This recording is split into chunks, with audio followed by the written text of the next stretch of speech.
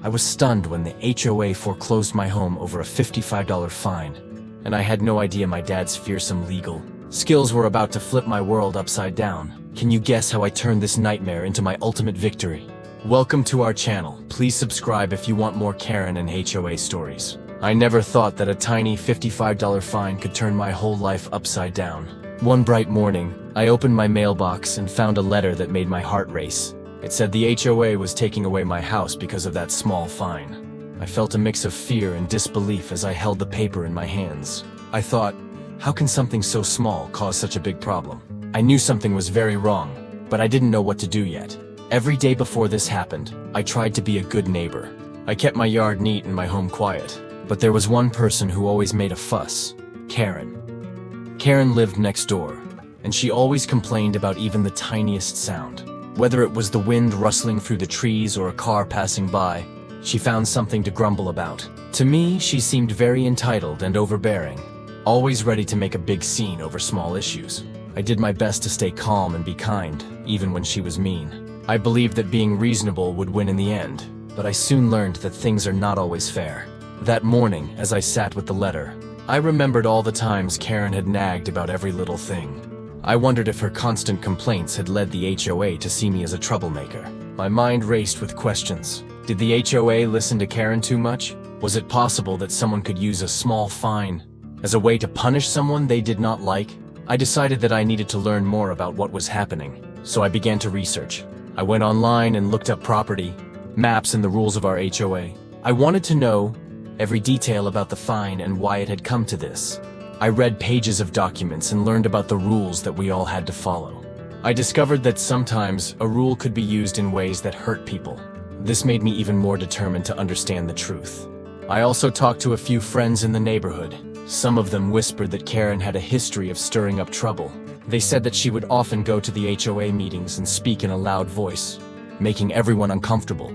I listened carefully and took notes. I wanted to know if there was a connection between her behavior and the HOA's decision to foreclose my home. I wondered if she had ever done anything like this before. The more I asked, the more I felt like I was uncovering a secret hidden behind our quiet neighborhood. I knew that if I wanted to fight back, I needed to be smart and gather as many facts as possible. As I sat at my kitchen table with my research spread out in front of me, I felt a spark of hope.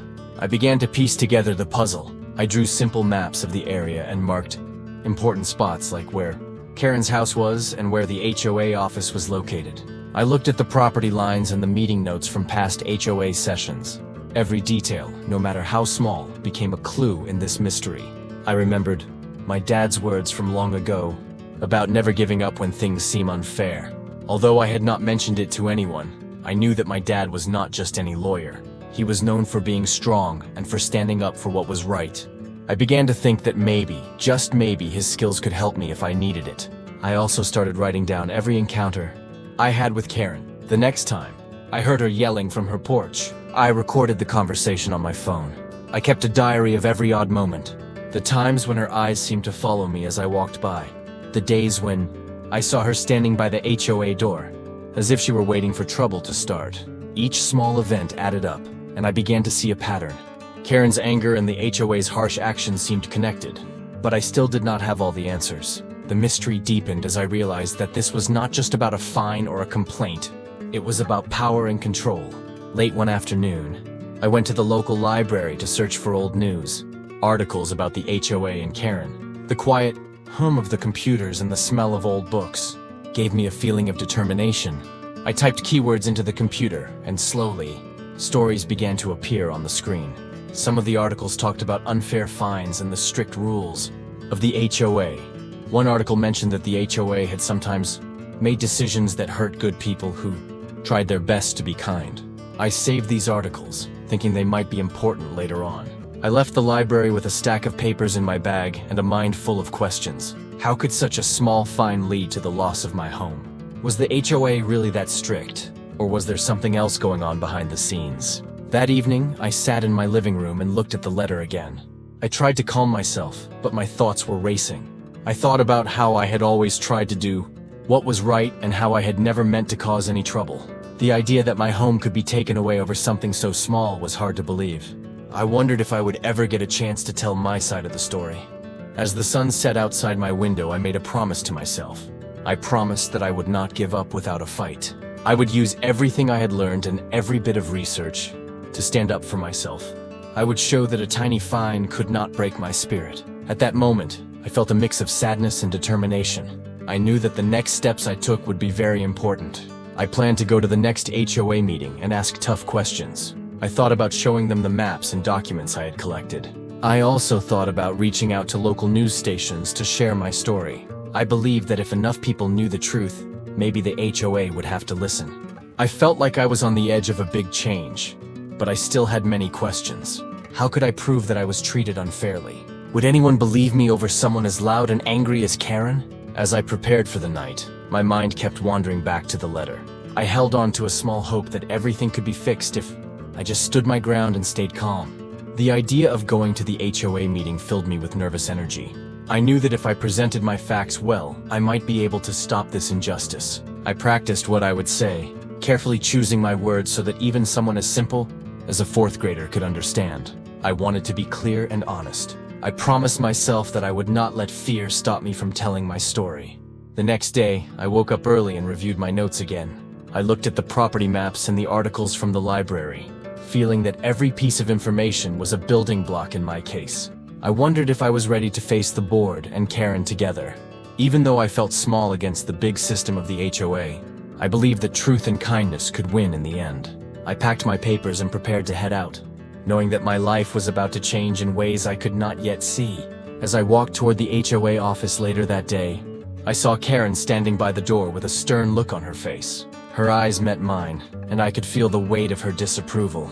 I took a deep breath and tried to remember why I was there, to seek fairness and to protect my home. I knew that my research, my maps, and even my quiet determination were my weapons in this battle. I reminded myself that sometimes the smallest voices could echo the loudest when they spoke the truth. I stepped forward, my heart beating quickly, knowing that the journey ahead would be long and full of twists. I wondered if anyone could truly see the real story behind this small fine and the big problems it had caused. I left the HOA office that day with more questions than answers. The meeting was brief and confusing, and Karen's sharp remarks only made me more determined to fight for what was mine. I returned home, sitting quietly at my desk with all my collected notes spread out before me. The day had been hard, but it had also given me a clear purpose. I knew that I would keep digging, keep learning, and keep standing up for myself no matter what. And deep inside, I knew that this was only the beginning of a much bigger story, one that would soon reveal secrets I never imagined. Every small step I took that day, every question I asked, and every piece of paper I collected became part of a puzzle that I was determined to solve. I promised myself that I would not let anyone take away my home without a good fight. I also promised that I would not let Karen's angry voice and the strict rules of the HOA silence my own. The journey had just started, and I was ready to keep moving forward, no matter how hard it became. I was shocked when the HOA said my home was in trouble over a $55 fine, and I knew things were only about to get more complicated. I felt a mix of worry and determination as I looked at the old paper in my hands. I remembered my dad's kind but strong voice telling me that every problem has a way out if we work hard and follow the rules. I also knew that Karen, my overbearing neighbor who always thought she was right, would not let this pass quietly. I began my search for answers by going to the town library. I found old property, maps, and simple records that told the story of our little neighborhood. I wrote down notes in my notebook with clear words and simple drawings. I wanted to know exactly how the rules worked and if the fine was fair. Every new fact I learned made me feel a little braver. I discovered that our community's rules were meant to help everyone and not just a few people. Even though it was hard work, I kept going because I knew that truth was on my side. At home, my dad joined me in reading the documents. He explained the rules in a calm voice, making sure I understood every word. He told me that sometimes small mistakes, like an unpaid $50 fine, could be used in a big way by people who wanted control. I listened carefully as he explained how the law was meant to protect us all. My dad's clear and kind words filled me with hope. With his help, I sorted through the papers and made a strong list of facts that showed how the fine had grown into something unfair. I felt like I was building a solid case piece by piece, like putting together a simple puzzle. The next day, I planned to attend a meeting with the HOA board. I was nervous but excited because I knew that speaking up was the only way to fix the problem. I practiced my words over and over in front of a mirror, keeping my tone calm and clear. I wanted everyone to understand that I was not trying to cause trouble, but only to set the record straight. Just as I was about to leave, I saw Karen outside my door. She gave me a cold look and said something mean about how I should mind my own business. Even though her words stung, I held my head high and walked to the meeting. Inside the meeting room, the board members looked at me with mixed expressions. I began to share my story, explaining how a small fine had been turned into a big problem that risked taking away my home. I showed them the maps and the papers I had gathered. I spoke slowly and clearly so that everyone could understand. For a moment, the room was quiet, and I felt that maybe they understood. But then, Karen burst into the conversation with a loud voice. She said that I had broken rules and that I was causing trouble for everyone. I took a deep breath and listened carefully. I knew that if I let anger take over, I would lose the chance to show the truth. After Karen finished, I calmly continued with my story. I explained what I had learned about the rules, and how the fine did not match the serious punishment of foreclosure. I used the simple facts from my notebook to show that a small mistake had been blown out of proportion. The board members exchanged looks, and some even nodded slowly. I felt a spark of hope as I saw that my words were reaching them. After the meeting, I recorded the conversation on my phone. I knew that having a record would help me later if things got worse. Later that day, I shared a short video clip on social media, telling my story in clear, simple language. The clip quickly caught the attention of many neighbors, and soon messages of support started to roll in. People asked questions like, how could one small fine lead to so much trouble? And is it fair to treat someone this way? Their curiosity and concern gave me strength. I realized that our little community was beginning to stand up for what was right, even though Karen tried to make her voice louder. Days turned into weeks, and I continued to work on my case with my dad. We met with a few kind neighbors who had also faced problems with the HOA, and together, we shared our stories. One friendly neighbor, Sam, even offered to help us print flyers. We made the flyers with big, clear letters and simple words so that everyone, even a fourth grader, could understand what was happening. The flyers explained the rules of our community and pointed out how one mistake had led to something unfair. It felt good to know that our work was starting to bring the truth to light. During this time, Karen's behavior grew more hostile. I received a few letters filled with angry words from her. I even saw her standing near my house, glaring with a scowl. It was clear that she felt her control slipping away, and she was ready to fight back. Even though her letters were mean, I kept my calm and focused on the facts. I believed that truth would win over anger in the end. I remember one evening when I was going over my notes with my dad. The room was quiet, and the soft sound of the clock ticking filled the air. We talked about every piece of paper, every map, and every rule we had read. My dad pointed out a few mistakes in the HOA's record from long ago. He explained that sometimes, even those in power can get things wrong. This made me think, if mistakes could happen to the people in charge, then maybe I could prove that the fine was a mistake too. It was a small idea, but it shone like a little light in a dark room. I felt a mix of emotions. I was proud of all the work I had done, but I also worried about what Karen might do next. I wondered if she would try something even harsher. I thought about the neighbors who had come forward with their stories, and I felt their courage in my heart. Every message of support reminded me that I was not alone. I was fighting not just for my home, but for the fairness of our whole community. One bright morning, I received a call from a local reporter who had seen my video online. The reporter wanted to meet me and ask a few questions about my story. My heart pounded with both excitement and nervousness. I knew that this was another chance to tell my side of the story to even more people. I agreed to the interview, and that day, I explained my situation in simple, honest words. I talked about the fine, the foreclosure, and how I had used research and simple maps to show that something was not right. The reporter listened closely, and I could tell that she understood. I hoped that when her story was on TV, more people would see that one small mistake should not ruin a life. With every step I took, I felt like I was building a bridge between the truth and those who needed to hear it. I realized that even in hard times, when the odds seemed stacked against me, I could stand up with calm and clear words. I used my research, the maps, the records, and even the power of social media to fight back. I was not just a quiet person. I was someone who believed in fairness and was ready to show that even a small fine did not give someone the right to take away a home.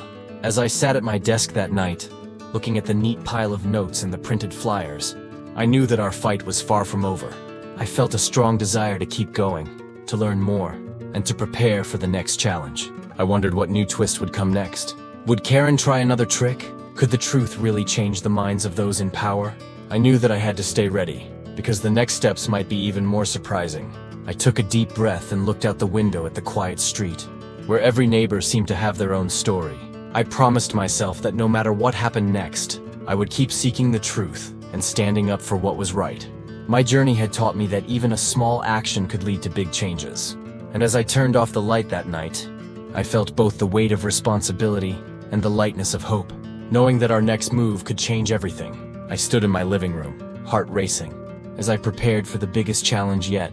My home was on the line, and the HOA's unfair actions and Karen's constant bad behavior had pushed me to my limit. In the first few seconds of this fight, I knew I had to stay calm and smart. I had done my homework, researching property maps, gathering legal knowledge, and even talking to reporters. I was ready, and I wasn't going to let Karen or the HOA win. My dad's legal advice had been my guiding light. Together, we pored over old property maps and documents that showed my home was safe from any claims the HOA tried to make. Every piece of paper was a clue that proved I was right all along. I remember the day I found an old map at the local library that showed my property lines clearly. It was like finding a hidden treasure that supported my case. This discovery gave me the strength to move forward. I could see the truth shining through, and it made me even more determined. I went to a small meeting with the HOA board. The room was tense, and Karen sat at the front with a haughty look on her face. Even as she spoke in a loud, demanding tone, I listened carefully. I knew that every word she said was meant to unsettle me, but I stayed calm and collected. I took notes and used my research to ask clear, simple questions about the property maps and legal documents I had collected. The board members looked surprised when I pointed out the details that contradicted Karen's claims. I could tell that I had caught them off guard, and it made me feel even more confident. Then came the day when I invited a local reporter to see my documents and the property maps. I wanted to show everyone that I was not alone, and that my story was one of fairness and truth. The reporter listened carefully as I explained how the 55 fine had turned into a massive injustice. I kept my voice steady and kind, even when I described Karen's overbearing ways. Her entitlement had caused so much trouble for everyone, and it was clear that the HOA had let that get out of hand. The media coverage helped bring more attention to my case, and soon, more neighbors started asking questions about the HOA's decisions. This was a small win that made me feel like I was not fighting alone. My dad and I worked late into the night, reviewing every detail of the legal documents. We built a simple plan that even a fourth grader could understand. The facts were on our side. Every piece of evidence we gathered was like a brick in a strong wall protecting my home. I remember feeling a mix of fear and hope as I looked at the papers. I knew that every step we took could change everything. The story of my struggles spread slowly through our community, and I started to see nods of agreement and whispers of support from my neighbors. On the day of the final decision, I walked into the courtroom with a calm heart and a clear mind. I explained my findings using the property maps, the legal research, and even quotes from the local news. I did not shout or show anger, only truth and reason. The judge listened to every word, and I could feel the weight of my hard work in every pause. When the decision came in my favor, I felt a deep sense of relief and pride. I had stood up for my home with the help of research, clear facts, and a brave heart. Even as I left the courtroom, I wondered about the next twist in this story. What would Karen do now that her claims had been shown to be wrong? I knew that this victory was just one chapter in a larger fight for fairness in our neighborhood. हाय तो ये again हम आज जामन cherry P रहे हैं।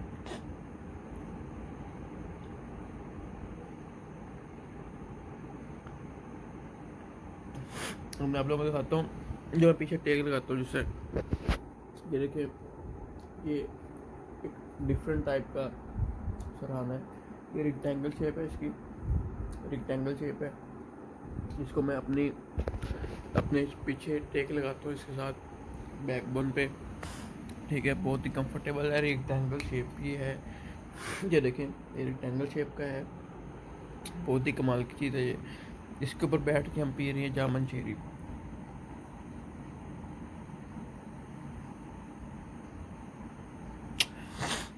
Fantastic. तो ये जो है ये बहुत ही कमाल की चीज़ है, तो आप लोग इसको लें, इसको एंजॉय करें।